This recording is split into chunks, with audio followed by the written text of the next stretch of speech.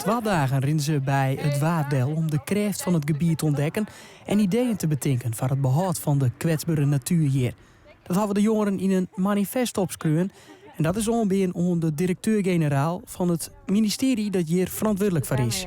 Wil ik deze heel graag alvast aan jou aanbieden. Dankjewel. Het is de concept 1.0 versie die we vandaag dus in een halve dag hebben geschreven. Het doel is dat het kabinet wat docht bij de adviezen van de jongeren, want ze hebben op haar waddenmars een heel soort broekbaar informatie sammelen.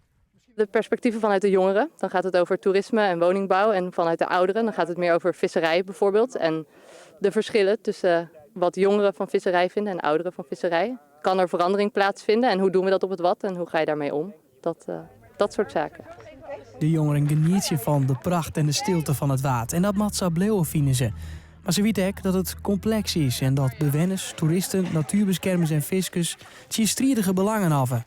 Het zijn zoveel verschillende belangen die je hier hebt. Maar uiteindelijk hoort alles hier thuis in het gebied. Dus je hoort hier de natuur te hebben.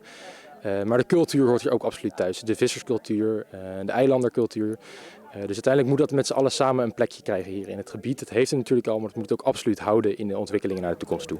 Het manifest zal mijn naam worden naar Den Haag. Het water is zo'n 2009 UNESCO Werelderfgoed.